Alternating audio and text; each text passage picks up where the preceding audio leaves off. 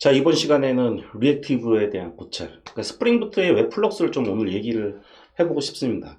영상을 지금 녹화하는 시점에는 제가 제목을 아직 못 지정했습니다. 왜냐면은 오늘 이제 웹플럭스에 대한 안 좋은 얘기를 조금 많이 하려고 하는데, 제가 JPA 영상 만들었을 때를 경험을 해보면 그 실효요가 좀 많더라고요. 실효요가 많으면은 영상 조회수가 많아서 기분이 좋긴 한데, 또 실효요가 있으면 또 기분이 안 좋기도 하거든요. 자, 여러분들, 제가 이제 좀 자극적인 제목을 쓸 건데 아직 안 정했습니다. 그 영상 보고 이제 들어오신 분들 제 영상 끝까지 보시고, 싫어요는 누르지 말아주세요. 자, 스프링부터 이제 웹플럭스에 대해서 한번 좀 고찰을 좀 해보도록 하겠습니다. 스프링부트는 스택이 두 가지가 있죠. 서블릿 스택이 있고, 우리가 이제 일반적으로 많이 사용하는 서블릿 스택이 있고, 그 다음에 이제 리액티브 스택이라는 것이 있습니다. 거기에 이제 웹플럭스가 들어가는 거고요. 그 웹플럭스에 대해서 한번 얘기를 해보고, 그리고 나서 이제 뒷부분에 제가 이 아래쪽에 살짝 살짝 지금 만들어 놓긴 했는데, 웹플럭스를 우리가 이제 걷어내려면 웹플럭스에 대해서 좀 알아야 되잖아요. 그거에 대한 이제 기초 지식들을 제가 이제 AI2라고 채팅을 통해서 좀 알아낸 정보들을 한번 쭉 리뷰하는 시간을 가져보도록 하겠습니다. 자, 리액티브 스택에 대해서 한번 살펴보도록 하죠. 스프링 프레임워크이죠. 부트가 아니고. 스프링 프레임워크에는 스택이 두 가지가 있는데, 리액티브 스택이 있고요. 그 다음에 기본적으로는 서블릿 스택이 있습니다. 서블릿 스택은 우리가 뭐 JSP 쓸 때, 우리 컨트롤러, 뭐 이런 거 있죠. 그런 거를 얘기를 하는 거고요. 그리고 리액티브 스택은 이제 웹플럭스를 사용하는 그런 스택을 얘기하는데, 자, 그러면 리액티브가 뭐냐라는 거에 대해서 좀 이제 시작을 해야겠다라고 생각을 해서 요 스프링 프레임워크의 문서에 있는 내용들을 제가 쭉 읽고, 그냥 번역하면 조금 저만의 의견이 좀 드러나지가 않아서 제가 이제 정리를 좀 했습니다. 우선 이제 문서에는 스프링 웹플럭스가 만들어진 이유에 대해서 이제 설명을 하고 있습니다. 저도 이거를 읽어보면서 리액티브가 이래서 만들어졌구나 라는 걸 느꼈고, 조금 더 느낀 부분도 있어요. 자, 스프링 웹플럭스가 만들어진 이유는 적은 수의 스레드로 동시성을 처리를 하거나, 아니면은 더 적은 하드웨어 리소스, 우리가 이제 메모리라든지 뭐 이런 제약이 항상 있죠. 서버를 운영을 하다 보면 그 적은 하드웨어 리소스로 구동을 할 때 이 넘블러킹을 이용을 하게 되면은, 이게 뭔가 이제 우리 서버 쪽으로 이제 요청이 왔을 때 이거를 이제 블럭을 하게 되면은 지연이 발생을 하죠. 그게 아니라 그걸 이제 최대한 어떻게 보면은 눈속임이라고 볼 수도 있는데, 뭐 그거죠. 우리가 프론트로 HTML 이렇게 프론트 만들었을 때 이제 그 HTML 태그들은 위쪽에 놓고, 그 다음에 스크립트는 아래쪽에 넣죠. 왜냐면은 이게 로딩되는 이 순서하고도 관련이 있기 때문에 스크립트를 이제 하단에 놓게 되면은 일단은 태그가 먼저 로딩이 되고, 그 다음에 스크립트가 로딩이 되니까 일단 눈에는 화면이 먼저 보이니까 훨씬 빠른 것처럼 보이지만 실제로는 빠른 게 아니었죠. 그런 눈속임이라고도 볼 수는 있는데 꼭 그렇게만 볼 것이 아니라, 이런 넘버블러킹 웹 스택을 좀 이용을 하게 되면은 시각적으로 조금 빨라지는 것처럼 보이는 그런 효과가 또 있습니다. 그런 게 이제 필요했다라고 얘기를 하고 있고요. 서블릿은 충족시켜주지 못했다, 뭐 이런 내용 적혀 있고. 자, 근데 이제 넘블러킹을 이제 구현을 하려면은 이제 언어적 지원도 좀 필요한데, 자바스크립트에서는 이제 함수, 화살표 함수 있죠? 펑션을 그냥 정의만 해놓는 그런 함수가 있었는데, JDK 8부터서도 이제 펑셔널 프로그래밍에 대한 그 문법이 지원이 가능해졌죠. 이제 화살표처럼. 자, 그래서 이제 리액티브란 무엇입니까? 라고 이제 한번 좀 이제 설명을 쭉 하고 있는데요. 보통 우리가 이제 반응형이라고 하죠. 번역하면. 반응형이라고 하면은 이제 우리가 브라우저 사이즈가 이렇게 커졌다 적어졌다에 따라서 UI 레이아웃이 바뀌는 거. 이런 것도 반응형이고요. 그다음 우리가 웹브라우저에서 마우스를 클릭을 했을 때 뭔가 클릭 이벤트가 발생을 하죠. 이런 것도 이제 반응형이지만, 조금 더 이제 이 내부적으로 좀 들어가 보자고요. 네트워크를 한번 생각을 해보자 이죠. 그래서 네트워크에서 발생하는 거는 I/O, 인풋 이렇게 스트림이 이렇게 네트워크를 통해서 쭉 데이터들이 전송이 되죠. 예, 이 전송하는 거에 대해서 네트워크도 반응한다라고 우리가 이해를 한다면은 이것도 리액티브다라고 얘기를 하는 거죠. 자, 그래서 이제 네트워크에서 반응적 요소는 이제 이 넘블루킹하고 좀 관련이 좀 깊습니다. 그냥 네트워크 쭉 왔어요. 쭉 왔는데 그냥 네트워크가 다 데이터가 다 전송될 때까지 기다려. 아, 이거 우리 TCP 네트워크 기억나시나요? TCP죠. 예. 그 다음에 그 뭐 다 받아오는 거 기다리지 않는 거 우리 TCP 말고 하나 더 있었죠. UDP. 예, 요렇게 생각을 하셔도 좋지만 저기 뭐야, 넘블로킹을 좀 제대로 잘 이해를 하시려면은 이벤트 루프가 뭔지를 좀 공부를 하셔야 됩니다. 그래서 유튜브에서 여러분들이 이벤트 루프라고 검색을 하시면 그 전설적인 영상 하나 나오거든요. 예, 그게 꽤 시간이 2, 30분인가 좀 길긴 하지만은 반드시 그 영상 보시기를 추천을 드립니다. 자, 어쨌든 리액티브라고 하는 것은 스프링 프레임워크에서 네트워크상의 IO에 대한 넘블로킹을 처리하는 그런 거다 라고 생각을 하시면 되겠습니다. 스프링 프레임워크이 이제 그 리액티브를 구현을 하기 위해서 이 웹플럭스 리액터라는 것을 라이브러리를 사용하고 있다고 합니다. 이 리액터라고 하는 것은 프로젝트 리액터라는 이름으로 별도의 프로젝트로 진행이 되고 있고요. 우리가 웹플럭스에서 이제 모노, 플럭스 뭐 이런 거 쓰잖아요. 예, 그런 거 쓸 때 그런 그 사용법에 대한 API는 스프링 프레임워크 다큐멘트에서 찾아도 안 나옵니다. 안 나오고 프로젝트 리액터.io 여기 들어가시면 다큐멘트 있거든요. 예, 거기 보면은 이제 모노 API 찾아 들어가면 모노가 어떻게 동작을 하는지 뭐 이런 것들에 대해서 잘 나오고 있습니다.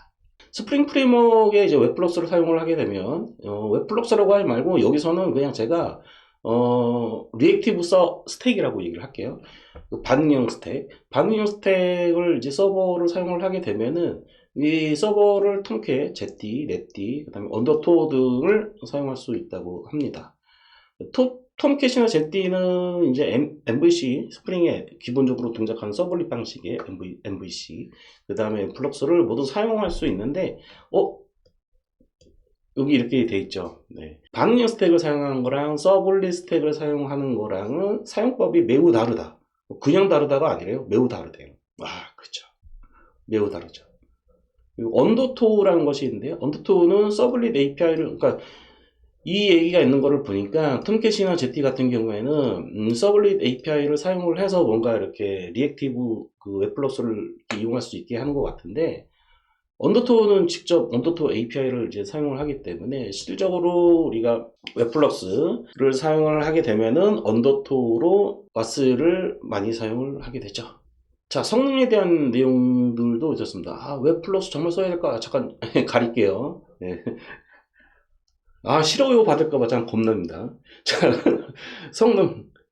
야, 문서에 이렇게 적혀 있는지는 저는 꿈에도 상상 못 했는데, 저는 그냥 블로그 같은 데 검색을 해보면, 왜 플러스를 왜 쓰냐? 성능이 좋대. 뭐, 넘블로킹이야. 넘블로킹? 그러면 속도가 빠른 거야? 이렇게 오해를 했었죠. 그런데 그게 아니더라고요. 여러분들 정확하게 알고 갑시다. 이제 성능 같은 경우에 여기 이렇게 써 있어요.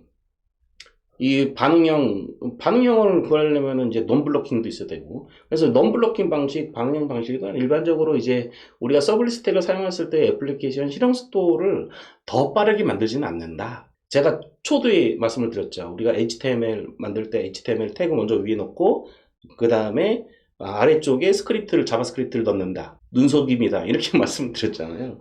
그러니까 애플리케이션 전체적으로 얘를 속도를 빠르게 만들지는 않는다. 결국은 뭐 사기죠. 아, 예, 사기 아닙니다. 뭐 어쨌든 네. 자, 그런데 이제 효과를 보는 것 중에 하나 이제 큰 게 하나 있는데 우리가 이제 웹 클라이언트 많이 이용하잖아요. 그 이제 서버에서 우리가 백엔드에서 서버에서 다른 쪽에 API를 호출을 하기 위해서 웹 클라이언트, 그러니까 우리가 그 클라이언트 쓰는 게 JDBC 클라이언트도 있고, 아니 JDBC 클라이언트라 웹 클라이언트 말고 무슨 클라이언트 하나, 일반적인 클라이언트 하나 있고, 그 다음에 웹 클라이언트가 있잖아요. 웹 클라이언트가 이제 웹플럭스를 이용을 한 거고, 요거를 사용할 때는 이제 도움이 많이 된다. 확실히 낫다라고 얘기를 하고 있고, 근데, 하지만, 이제, 이 넘블러킹 방식으로 작업을 수행을 하려면은, 우리가 코드를 더 많이 해야 될 수도 있다. 이런 얘기를 하고 있습니다. 그 다음에, 여기에 보시면은, 이제, 주요 예상 이점이, 적은 리소스를 가지고, 많은 일을 할 수 있다라고 얘기를 하고 있지만, 이러한 이점을 관찰할, 요 부분은 제가 이제 번역을 한 건데, 번역이 조금 이제 어색하긴 한데, 여기 보시면 약간의 대기 시간이 필요합니다. 이렇게 돼 있어요. 그러니까 이제 그 리액티브 스택을 이용을 해가지고 뭔가 이제 네트워크 통신, 아까 전에 그 IO 네트워크 통신의 리액티브라고 이제 말씀을 드렸었는데, 그 IO 네트워크 리액티브 상황에서 뭔가 이제 성능이 이제 더 좋아지는, 네트워크적으로 더 그 이벤트성, 반응성이 되게 좋아지는 그런 시점이 오기까지 이게 여기 있잖아요. 약간의 대기 시간이 좀 있다. 요거가 문제가 될 수도 있다고 저는 판단을 하고 있고요. 제가 요 회사 얘기하면 안 되는데, 회사에서도 병목 지점으로 찾았던 부분이 바로 이런 부분이 조금 있었습니다. 자, 그래서 제가 주제를 정할게요. 제목을 정할게요. 웹플럭스 걷어내기. 이게 딱 올리는 것 같습니다. 이 실효효과 많이 늘어날 것 같은데 걱정입니다. 자, 그럼 결론입니다. 예. 웹플럭스 정말 써야 할까? 자, 방금 전에도 말씀드렸지만은 이제 외부 API 호출을 하기 위한 웹 클라이언트를 사용할 때는 좋다. 이렇게 생각을 하는 거고요.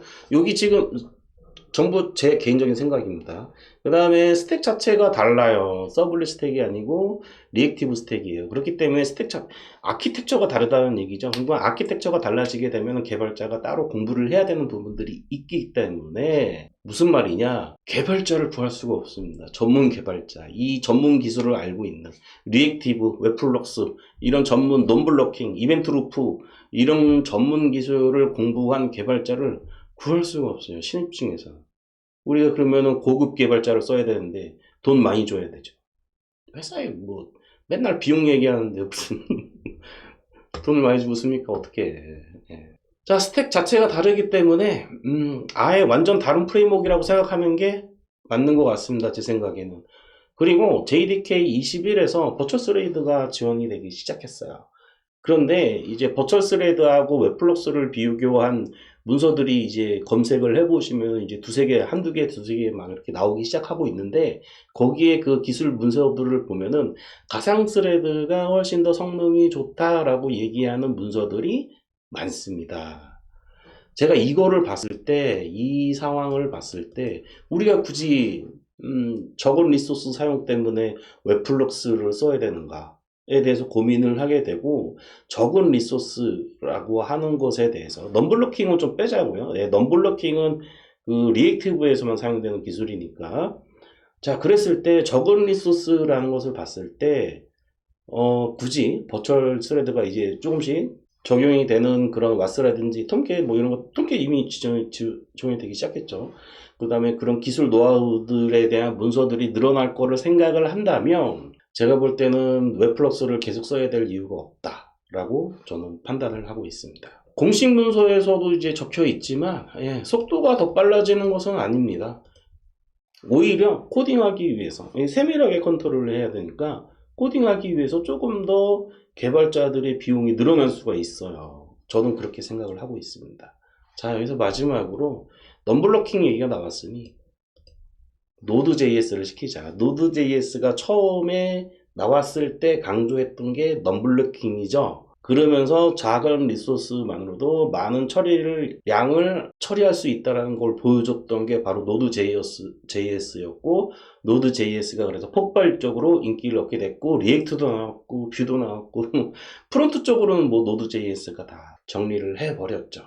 자, 그래서 리액티브는 굳이 우리가 스프링 프레임워크를 사용하는 입장에서, 백엔드 입장에서는 우리가 트랜잭션을 블록을 시켜야 되는 케이스가 훨씬 더 많잖아요. 많기 때문에 이 리액티브는 웹클라이언트 빼고는 굳이 써야 될 이유를 저는 못 느끼고 있습니다. 자, 그래서 이제 오늘 리액티브에 대한 고찰을 좀 해봤고요. 그 웹플럭스를 이제 걷어내기 위해서, 웹플럭스를 걷어내려면 우리 걷어내자. 걷어내려면 그 소스에 대한 좀 이해도가 필요하기 때문에 이제 그 부분에 대해서 설명을 계속 진행을 해보도록 하겠습니다. 리액티브까지만 보고 싶으신 분들은 여기서 영상 끊으셔도 되고요. 요 이후로는 별로 이제 웹플럭스 기술에 대한 내용이니까 그 이제 웹플럭스에 대한 상세한 내용들을 한번 시작해 보도록 하겠습니다. 우선 진행하기 전에 여기 이제 비주얼 스튜디오 코드 확장 중에 이제 코디라는 AI 채팅 확장이 있거든요. 이제 걔를 이용을 해서 제가 이제 웹플럭스의 메서드라든지 그 다음에 이제 소스 코드를 보면서 사용했던 여러 가지 이제 기술들에 대해서 문답을 주고받았던 거를 이제 여기에다가 기록을 한 겁니다. 우선 이제 스프링부트 웹플럭스 모노 디퍼에 대해서 알려줘 이렇게 얘기를 했어요. 디퍼가 뭐냐? 디퍼 모노 생성을 지연시킬 수가 있다. 우리가 리액티브 고를 쓰려면은 모노나 혹은 이제 플럭스라는 것을 사용을 해야 되는데 그게 이제 기초 단위죠. 제가 이거를 쭉 보면서 생각을 했던 게 뭐냐면은 이 모노라든지 이제 플럭스가 그 우리가 스레드를 좀 공부하셨던 분들은 금방 이해가 오실 것 같아요. 그러니까 스레드 하나 스레드는 아닙니다. 절대 스레드는 아니고요. 스레드를 우리가 이 풀을 넣고 스레드를 하나 생성하고 뭐 이런 작업들을 하잖아요. 스레드를 코딩을 할 때. 그때 스레드를 하나 생성하는 거. 이게 모노라고 생각을 하셔도 거의 동일하다고 저는 개념상으로는 생각을 하고 있고요. 자, 그러면 이제 모노라는 것을 생성을 하는데 이게 실제로 생성만 하는 거고 실행하는 건 또 다른 얘기다 이거죠. 들고 있다가 서브스크라이브라는 것을 하게 되면은 이제 모노가 실행이 되는 건데 그 서브스크라이브를 좀 늦출 수 있다 라는 얘기죠. 디퍼. 어떻게 보면은 레이지하고도 관련이 있는 부분인 것 같고요. 두 번째로 쭉 볼게요. from 런어블. 여기 이름에서도 좀 알고 딱 이제 눈치 스레드 공부하신 분들은 뭐 금방 오죠. 러너블이라는 우리가 인터페이스가 있죠. 스레드를 사용을 할 때. 그때 러너블은 파라미터가 없고 리턴이 없죠. 보이드죠. 그러니까 말 그대로 함수를 그냥 딱 실행만 시키는 거. 그러니까 결국에는 이 이름에서 유추할 수 있는 것은 모노를 실행해. 이런 얘기겠죠. 그렇게 이해를 하시면 되겠습니다. 보시면은 메소드 두 개가 있고 메소드 두 개를 실행해 라는 뜻이죠. 그리고 나서 실행해야 될 이제 요 함수들이 이제 정의가 된 거고 여기서 이제 최종적으로 실행은 서브스크라이브를 해야 실행이 된다. 자바스크립트에서 화살표 함수를 우리가 만들었을 때 그때 화살표 함수를 이제 변수에 저장해 놓고 그 변수를 아래쪽에다가 괄호 열고 닫으면 실행이 되죠. 그때 가서 실행이 되는 거죠. 자, 요 부분이 바로 펑셔널 프로그래밍 기법이 들어가는 부분이에요. 이게 자바에서 JDK 8부터 지원이 됐기 때문에 스프링부트에서 리액티브 스택을 본격적으로 시작할 수 있었던 이유이기도 하겠죠. 이 정도까지만 하자고요. 깊게 들어갈 필요 없습니다. 자, 저는 웹플럭스가 뭔지 몰랐기 때문에 이제 서브스크라이브를 반드시 해야 되나요? 이렇게 물어봤어요. 궁금해서. 자, 그래서 이제 그 리액티브 타입을 사용할 때는 서브스크라이브를 호출하는 것이 일반적입니다. 그러나 하면서 이제 다른 방법도 있다라고는 얘기를 하고는 있습니다. 서브스크라이브를 하기 전에 이제 블록을 이용하거나 블록 퍼스트 뭐 마지막 거를 블록을 하고 우리가 리액티브가 non-블로킹인데 이렇게 블록할 이유가 없죠. 그럼 뭐하러 우리가 리액티브를 씁니까? 자, 어쨌든 그 다음에 자바 이제 퓨처 있죠. 스레드 공부하셨던 분들은 쉬울 것 같아요. 이제 퓨처 그 콜러블 있죠. 스레드 공부할 때 콜러블 같은 경우에도 이제 우리 퓨처로 리턴 타입 받잖아요. 이제 그런 거라고 생각을 하셔도 괜찮을 것 같습니다. 자, 그 다음에 제가 이제 그 컨캣이라는 게 있는데, 컨캣. 아까 전에 위에 모노 있잖아요. 모노를 이렇게 컨캣 쓴 다음에 모노 객체를 하나, 둘, 셋 이렇게 파라미터로 넘겨주고 있더라고요. 소스를 제가 보니까. 그래서 이제 컨캣이라는 게 이제 궁금해졌고, 이 컨캣은 엑셀에도 있죠. 엑셀에서도 이제 텍스트들을 이제 합칠 때 그 컨캣 뭐 이런 펑션을 함수를 사용을 하는데 뭐 그거라고 생각을 하면 되고요. 그래서 여러 개의 여기 보시면은 제가 그냥 질문을 이렇게 해버리니까 뭐 어레이를 넣어도 되고 뭐 여러 개의 프로서를 넣어도 되고 뭐 이런 내용들을 얘기를 했는데 제가 궁금했던 거는 아까 위에서 그 서브스크라이브 있잖아요. 네, 서브스크라이브. 그러니까 모노를 플럭스에 컨캣 파라미터로 넣는데 그러면은 모노를 파라미터로 넘겨주면 서브스크라이브를 알아서 해주는 거냐 이렇게 물어본 거예요. 이렇게 물어보니까 네 맞습니다. 네 뒤에 구구절절 설명이 있는데 필요 없고요. 자 컨캣은 일단 또 제가 또 알아낸 게 보다 보면은 어디 있었는데 자 여기 보시면 이제 순차적으로 연결한다고 그래요. 그래서 모노 객체가 일단 컨캣을 이용해서 모노를 4개 변수로 넣었을 때는 그 모노 객체가 컨캣 내부적으로 서브스크라이브를 한다는 거는 알아냈고 그 다음에 얘네들이 이제 순서를 보장한다라는 거죠. 예. 첫 번째 매개 변수, 두 번째 매개 변수, 세 번째 매개 변수 순서를 자, 그 순서를 보장을 한다면은 블로킹 되지 않나요? 네, 궁금했습니다. 근데 그것까지는 질문을 제가 안 했던 것 같아요. 쭉 넘어가고요. 콜러블, 콜러블 아까 러너블이 있었죠. 스레드에도 러너블이 있고 콜러블이 있잖아요. 스레드 지금 요 내용들이 이해 안 되시는 분들은 스레드 공부하고 따라오십시오. 제가 깊게 하지는 않겠습니다. 쭉 넘어가고 do on next. 그래서 do on next는 뭐냐면은 모노가 이제 리턴을 주기 전에 이 서브스크라이브를 해서 실행을 하죠.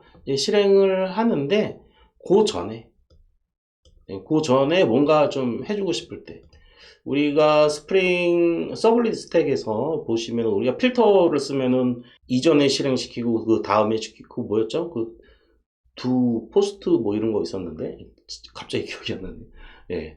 그런 작업이라고 보시면 되겠습니다. 그 다음에 do on terminator 얘는 이제 종료된 후에 종료시 추가된 로직. 자, 그 다음에 이제 모노덴이라는 게 있더라고요. 코드를 좀 보다 보니까. 그래, 모노덴이 뭐냐? 이렇게 물어보니까, 모노가 이제 정상 종료됐을 때 추가적인 작업, 추가적인 작업을 하는 거죠. 그러니까 자바스크립트, 제 채널에 들어오신 분들은 풀스택 개발자이기 때문에 다 아실 거예요. 자바스크립트에서 이제 프라미스를 쓰게 되면은, 그러니까 .den 해가지고 이제 실행된 후에 뭔가를 일을 시킬 때, 그때 쓰는 게 den이었죠. 네, 마찬가지입니다. 똑같다고 보시면 됩니다. 자, 제가 제일 궁금했던 거를 이제 여기다 물어봤어요. 모노는 스레드인가요? 아니래요. 모노는 스레드가 아닙니다. 근데 앞에 위에서 보셨지만 용어들은 스레드 용어들이랑 비슷하게 쓰고 있죠.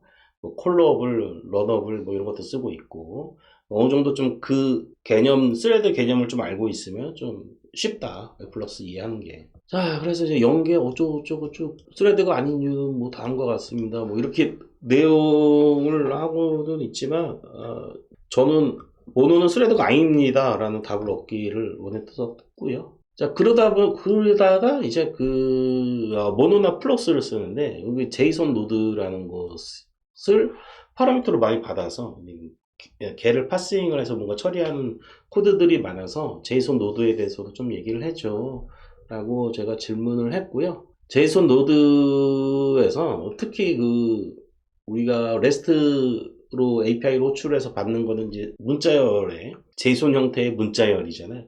그거를 패스를 이용해서 찾아가는 그런 코드들이 많더라고요. 그래서 참 리액티브는 참 어려운 것 같습니다. 리액티브는 기본적으로 넘블리킹으로 작동이 돼야 되는데 소스 코드 요소 곳곳에 블로킹이 되고 있으니 이 효과가 있겠냐 라고 생각을 하는 거죠. 아예 그냥 트랜지션 이 블로킹 되는 지점을 잘 관리를 한다면 오히려 훨씬 더 좋을 텐데 라는 생각을 좀 하고 있습니다. 모노에 또 보면 이제 플랫맵 우리가 이제 그 데이터베이스를 호출하고 리스트를 받았을 때 그 리스트를 받은 거를 이제 플랫맵을 이용해서 이제 플랫 시켜 버리더라고요. 그런 코드들도 있어서 여기 보이시죠? 네, 여기 결국에는 이제 뭐 그런 거죠. 우리가 데이터베이스에서 리스트로 목록 이렇게 가져오면은 리스트에 이제 제네릭 객체에 그거 넣어주고 이렇게 쓰듯이 뭐 이렇게 넣어주게 되면은 이제 리스트 객체가 아니라 이제 모노 이렇게 되는 거죠. 그렇게 생각을 하셔도 괜찮을 것 같고요. 제가 제 말이 맞는지 안 맞는지는 잘 모르겠어요. 여기는 지금 이제 파인드 하나만 가져오는 것 같은 여기 모노의 리스트 카트가 되겠죠. 네, 그런 식으로 좀 생각을 해도 될 것 같고요.